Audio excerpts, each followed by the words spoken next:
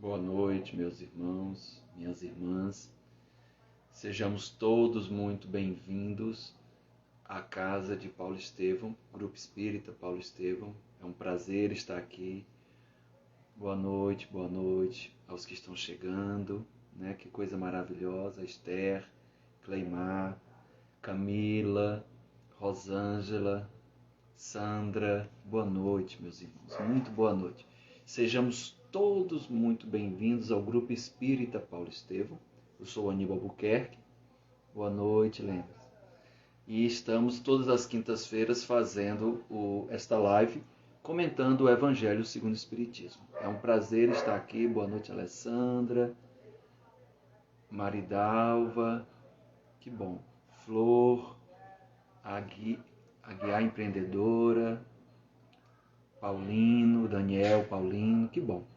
Meus irmãos e minhas irmãs, antes de começarmos, né, a gente vai fazer o quê? Nós vamos trazer 4 avisos, vamos fazer a leitura de uma mensagem, a nossa prece inicial, e daí começamos a fazer o comentário ao Evangelho de hoje, que está no capítulo 1, Não Vim Destruir a Lei, e vamos falar sobre os 2 primeiros itens, que é sobre Moisés.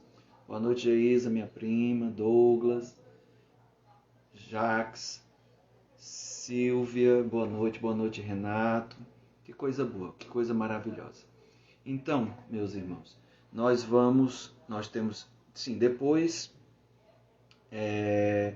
a gente vai fazer o comentário, depois a gente relê a mensagem inicial, que eu estou sempre procurando trazer uma mensagem relacionada ao comentário da noite. E depois a gente vai abrir para os questionamentos, a participação, comentários, perguntas, ok? Então vamos lá. Os avisos de hoje, nós temos 4 avisos, lembrando a todos vocês que não esqueça do CPF na nota, tá? Procure se cadastrar na campanha Sua Nota Tem Valor, da Cefaz do Ceará, né? Nós estamos aqui no estado do Ceará, e cadastre o CNPJ do JEP. Você pode ver isso lá no próprio Instagram. E depois que você cadastrar, todas as vezes que você for emitido nota fiscal, fizer uma compra, foi emitida nota fiscal, cadastre o seu CPF lá, digite, peça para digitar seu CPF, ou digite, e com isso o JEP recebe uma parte dessa renda. Boa noite, Leda, boa noite, Mary, Rafaela, coisa boa. Outro aviso, continuamos com inscrições abertas, né? Para as atividades de evangelização das crianças, jovens e escolas de pais, né? Nessa última semana, muitas pessoas me falaram que iam entrar, que se inscreveram. Isso é maravilhoso, tá certo? Sempre aos domingos, de 9 às 10, pelo Google Meet. Informações, tem um telefone do WhatsApp do JEP na própria postagem aí no Instagram, tá bom? Outro aviso. Lembramos também da campanha de doação de alimentos, né? Onde nós preparamos as cestas básicas. Hoje, já dia 15 de abril, já estamos na reta final de arrecadação para a montagem das cestas e entrega às famílias beneficiadas. Então, lembrando que nós estamos recebendo os alimentos, o JEP ainda está fechado, né? Não está com as atividades funcionando, mas você pode deixar o alimento amanhã, sexta-feira, ou depois de amanhã no sábado, ou na segunda-feira. Que horário, Aníbal? De 8h30 da manhã até às 11 horas. Somente nesse horário teremos responsáveis por arrecadar esses alimentos, que inclusive já estão montando as cestas. E aonde é que eu posso deixar esse alimento? Lá no JEP da Água Fria, certo? Você vai deixar pela rua de trás, o portão que fica atrás, que é a saída do estacionamento. Chegando lá, dá uma buzinada e alguém vai te receber. Você não precisa nem sair do carro. Você sairá se você for fazer montagem de cestas. E o último aviso. A palestra pública de amanhã às 20 horas, aqui também no Instagram, jep.oficial. E será com o nosso irmão Cícero Margelânio. E o tema maravilhoso. O Livro dos Espíritos, uma ferramenta para a conquista da felicidade. Lembrando que sempre às 20 horas.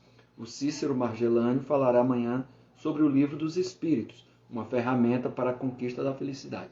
E um tema mais do que nunca oportuno para os dias atuais, e principalmente porque domingo próximo, dia 18 de abril, esta obra, né, escrita por Kardec, comemora 164 anos da sua primeira edição, que se deu em Paris no dia 18 de abril de 1857. Ok? Então, dados os avisos, vamos para a nossa mensagem inicial. E aí a gente dá um abraço aí para Mônica Girão, para Nilce, para o Haroldo, para a Pati, minha querida Pati, que coisa boa. Marilisa, tanta pessoa maravilhosa aqui nesta casa. A nossa mensagem de hoje, eu estou sempre procurando trazer uma mensagem relacionada à nossa temática ou ao que eu vou explorar. E a mensagem de hoje vem novamente do livro Vinha de Luz, de Emmanuel, psicografia do Chico Xavier. E é a mensagem número 2. Vê como vives. Até porque o evangelho de hoje nós vamos falar de Moisés, das leis divinas, né, dos 10 mandamentos e das leis mosaicas, tá bom? Então, vê como vives. Com a precisa madureza do raciocínio, compreenderá o homem que toda a sua existência é um grande conjunto de negócios espirituais e que a vida em si não passa de ato religioso permanente, com vista aos deveres divinos que nos prendem a Deus. Por enquanto, o mundo apenas exige testemunhos de fé das pessoas indicadas por detentoras de mandato essencialmente religioso. Os católicos romanos rodeiam de exigências os sacerdotes, desvirtuando-lhes o apostolado. Os protestantes, na maioria, atribuem aos ministros evangélicos as obrigações mais completas do culto. Os espiritistas reclamam de doutrinadores e médios as supremas demonstrações de caridade e pureza, como se a luz e a verdade da nova revelação pudessem constituir exclusivo patrimônio de alguns cérebros falíveis. Urge considerar, porém, que o testemunho cristão no campo transitório da luta humana é dever de todos os homens indistintamente. Cada criatura foi chamada pela providência a determinado setor de trabalhos espirituais na terra. O comerciante está em negócios de suprimento e de fraternidade. O administrador permanece em negócios de orientação, distribuição e responsabilidade.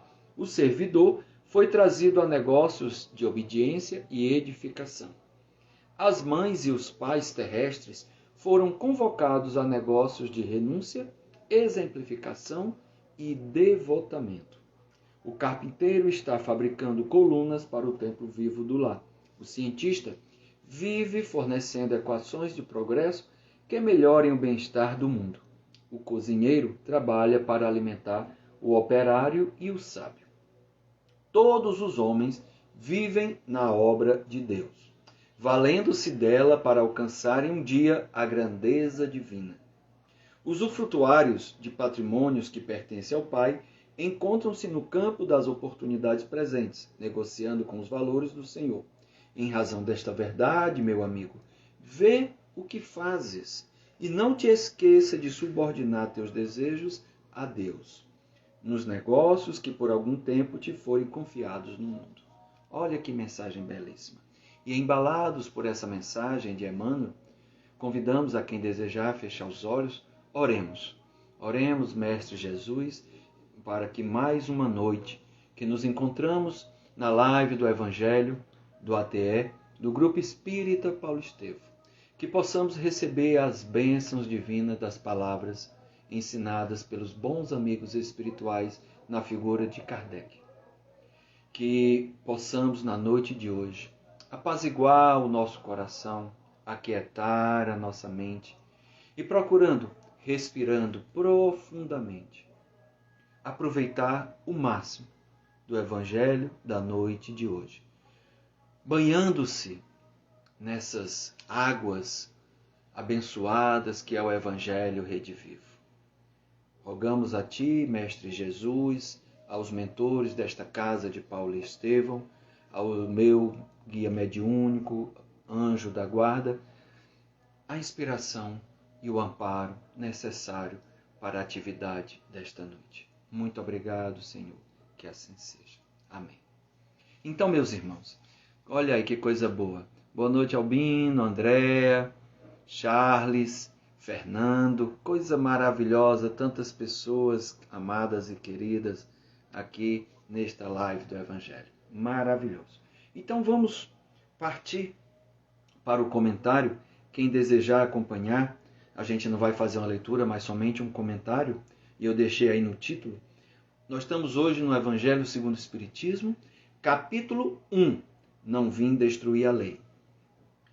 Nesse capítulo ele vai falar, nesse tópico, sobre as 3 revelações, Moisés, Cristo e o Espiritismo. No nosso caso de hoje, a gente vai falar sobre a primeira revelação, Moisés, falando sobre os tópicos 1 e 2. E aí você pode participar, deixa seu comentário, sua opinião, seu questionamento, e a gente vai interagindo.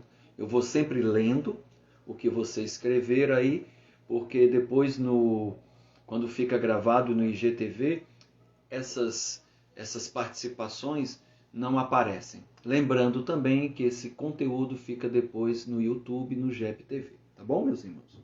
Então, olha que interessante.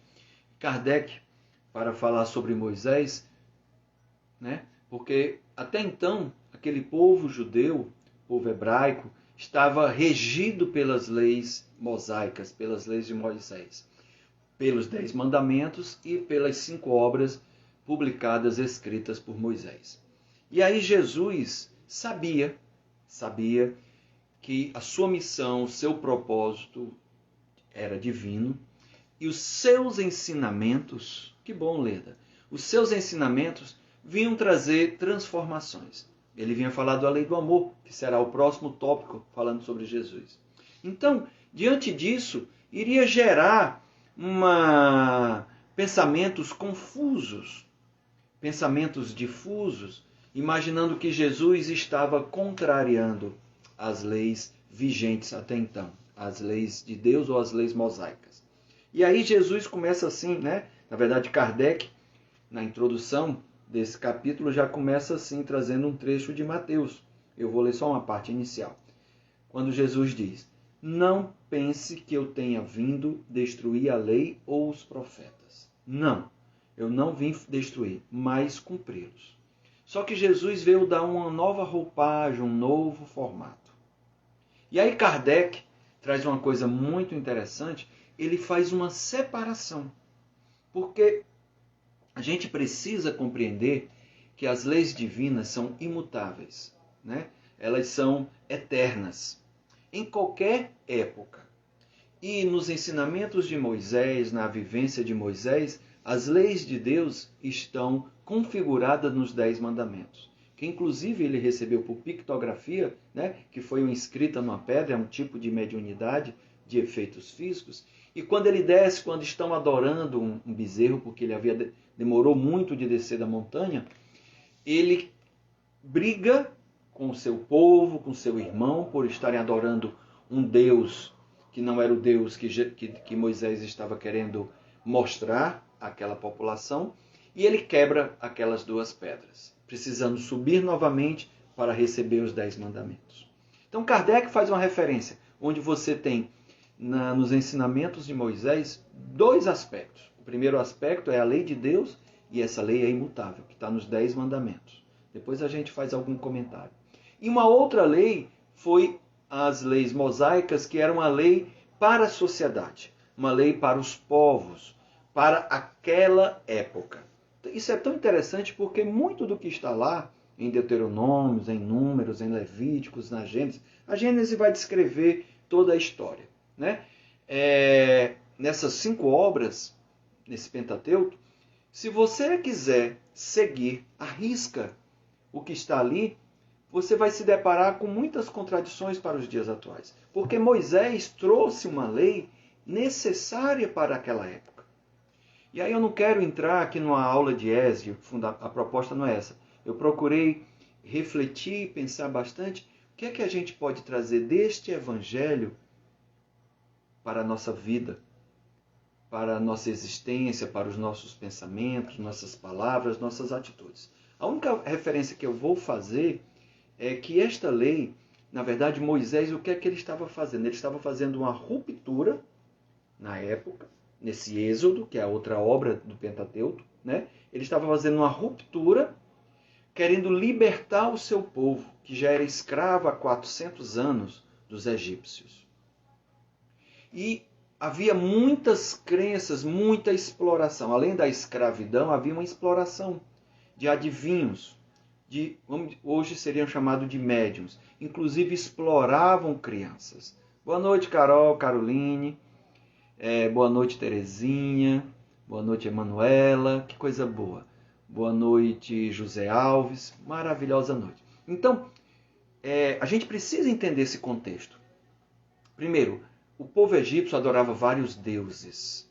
E Moisés recebeu uma mensagem de um Deus único, ou seja, você precisava libertar de uma escravidão e libertar também o seu povo dos costumes até então vigentes. Um povo politeísta, né? Um povo que explorava a fé, inclusive de se comunicar com os espíritos. E isso está lá em Deuteronômio, onde ele proíbe, mas ele mesmo fala, conversa. O próprio Moisés, na época já de Jesus, Moisés e Elias conversam com Jesus, né? lá no Monte das Oliveiras. Então, ele proibiu, e como o próprio Haroldo Dutra Dias fala, né? O Haroldo Dutra Dias é um expositor, um expoente espírita e juiz de direito. Então ele diz que na lei você só proíbe aquilo primeiro que existe, porque você não pode proibir o que não existe. E você proíbe porque está acontecendo algum abuso. E aí esse abuso era cobrado dessas revelações e crianças eram exploradas. Então, como Moisés queria fazer essa ruptura para libertar seu povo,